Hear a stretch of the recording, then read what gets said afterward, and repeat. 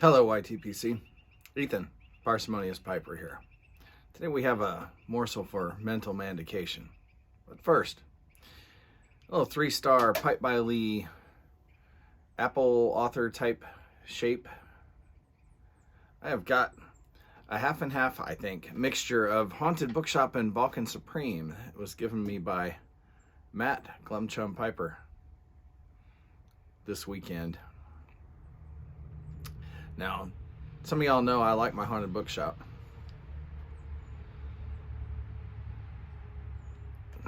So when you mix it with something,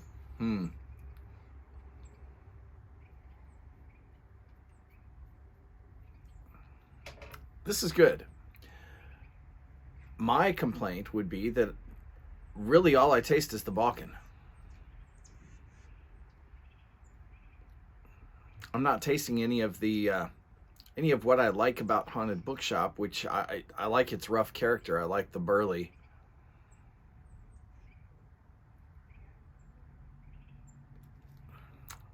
This may have just a little more oomph to it, and maybe that's where that comes in than a regular Balkan would have, a straight Balkan. I'm gonna have to smoke a bunch of bowls of this in different pipes. I gotta get it in a cob maybe tomorrow to see if I pick up some other things in it. This would not be a bad Balkan if you sold it as a Balkan.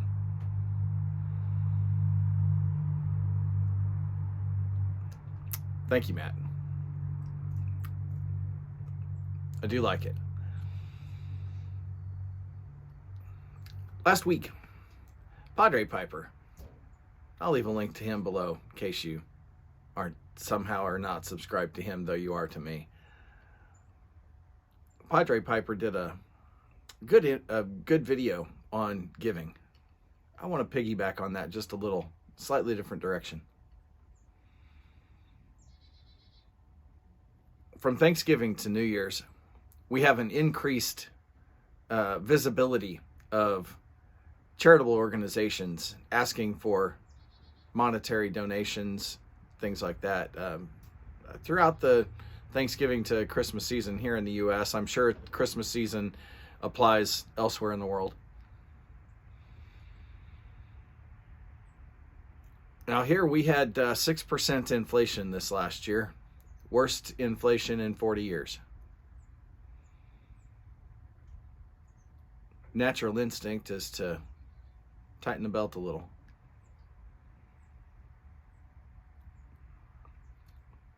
I'm going to encourage you to resist that natural instinct. Why? Well, if you're giving for the right reasons, it's trite, but it's true. You can't outgive God.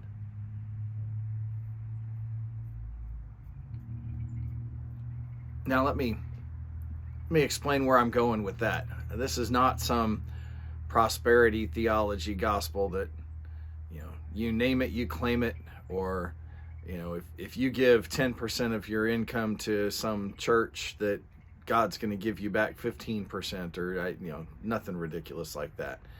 You give to God, you're not automatically going to get that raise or that promotion or anything else. The fact is, throughout both the Old and New Testaments, we see people with strong faith who sometimes face the same exact hardships as the people around them.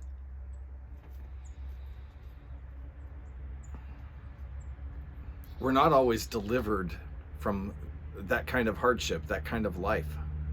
In fact, most often our faith grows when we face those kinds of times.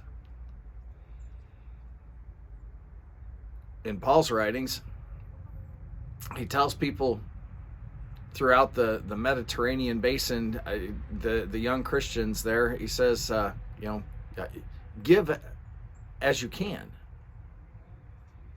He knew there were poor people in those new churches who were never going to be anything but poor. But he also knew there were well-off people in those churches who could help them out, live together, share.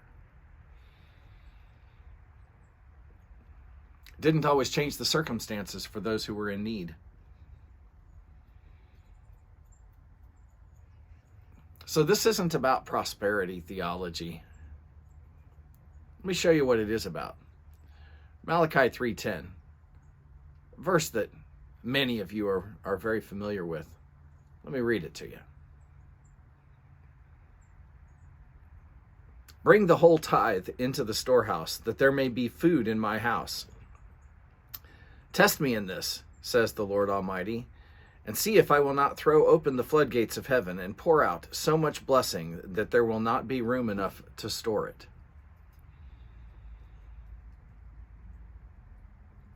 Bring the whole tithe. Well, there were actually numerous tithes listed in the Old Testament.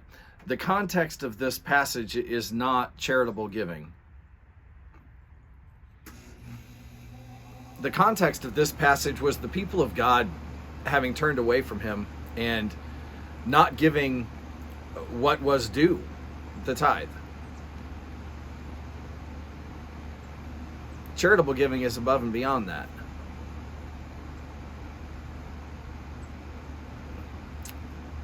But even though the context is different, the principle itself underlying is the same. And it stands on its own. And that is, when you give, not out of a sense of obligation or debt, when you give, God does open the floodgates of blessing. Might not always be monetary. Your blessings may show up in different ways.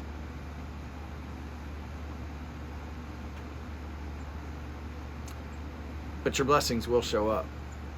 There's just no getting around that. It's guaranteed. He will open the floodgates of blessing if you give. Now,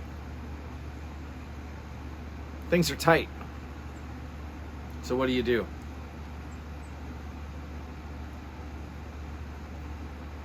If you're not in a position to give money, pick up a few extra cans of vegetables, canned goods, dry goods at the grocery store if you can. Give those to a local food pantry.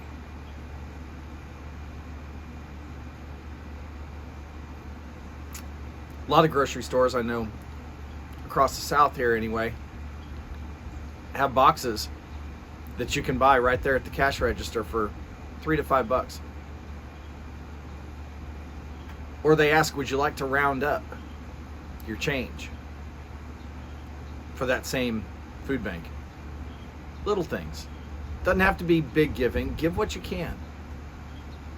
If you really can't give money, try giving some time.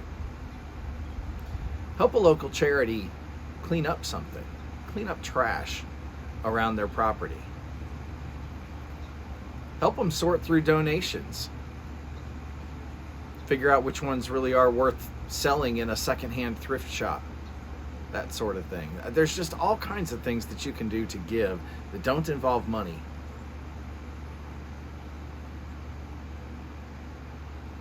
Bottom line is that God's blessings don't follow our instinct.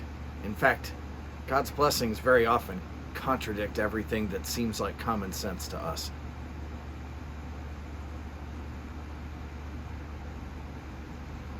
So give. Give what you can. With that, light something you like. Maybe a mix a friend gave you. Enjoy your afternoon.